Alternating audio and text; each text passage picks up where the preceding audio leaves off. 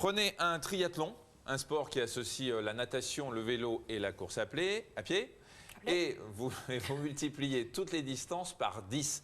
Eh bien, vous obtiendrez le déca-triathlon, une épreuve de dingue, d'endurance extrême qui exige un mental d'acier et un physique pour le moins hors du commun. Oui, pour la première fois en Europe, une compétition de déca-triathlon vient de se dérouler à Vidauban, dans le Var. 19 athlètes étaient sur la ligne de départ, bien décidés à repousser les limites de la souffrance. Camille de Froment, Marc Lavastrou les ont suivis. 36 km de natation, 1800 km à vélo, 422 km à pied. Vous avez bien entendu le déca-triathlon. Ce sont 10 triathlons d'affilée qu'il faut parcourir en moins de 14 jours. Et malgré les courbatures, les crampes, les ampoules, les coups de chaleur, jour et nuit, rien n'arrête, c'est forçat de l'effort. Mais à quel prix? Non, là, faut que je boive, là, c'est manger, ça passe pas. C'est trop chaud. 5e jour de course, épreuve de vélo sous 40 degrés.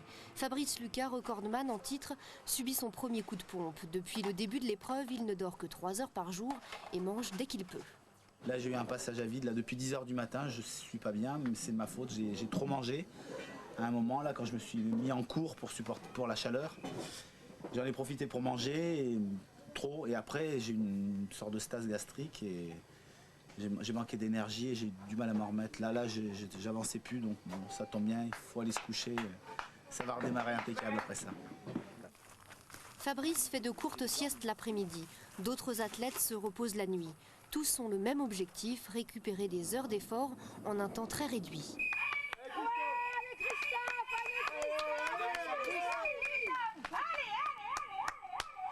Cette année, ils sont 19 à participer à cette épreuve qui repousse les limites de l'endurance.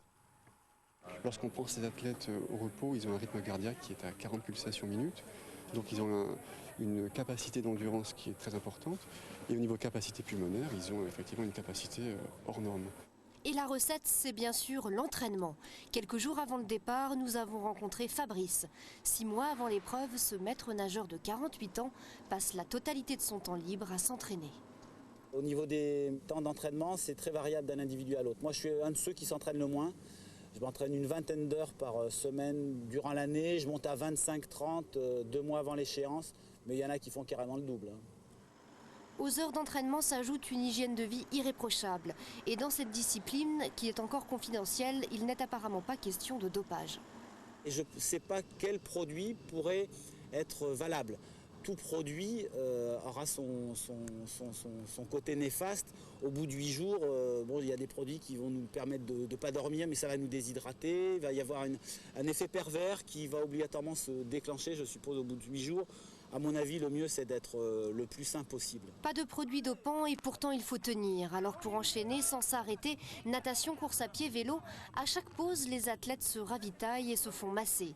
Des petits coups de pouce qui font surtout du bien au moral, car le secret de ces athlètes âgés en moyenne de 45 ans, c'est le mental et l'expérience qui permettent de surmonter les blessures et la douleur. Ils ont cette force mentale de continuer, alors que le sommeil, ils sont en dette réelle et surtout que la douleur marque réellement le corps. Et puis l'état des pieds, c'est particulièrement vrai en fin d'épreuve sur la partie course à pied où les pieds sont vraiment esquintés et eux ils continuent. Et là, où est-ce qu'ils vont chercher ça? C'est un petit peu ce qui fait vraiment la différence de ce type d'athlète. Dernière épreuve, la course à pied. À ce stade de la compétition, les athlètes sont épuisés. Seul le goût de la performance les fait avancer, car à la clé, pas de prix prestigieux, seulement un chèque de 1 500 €, juste de quoi rembourser les frais d'inscription. Voilà, c'est Fabrice Lucas que vous avez pu suivre qui a remporté l'épreuve en 8 jours, 10 heures, 40 minutes et 58 secondes. Le dernier, un Hongrois, est arrivé au bout d'un peu plus de 13 jours. Et sur 19 participants, seuls 2 athlètes ont abandonné.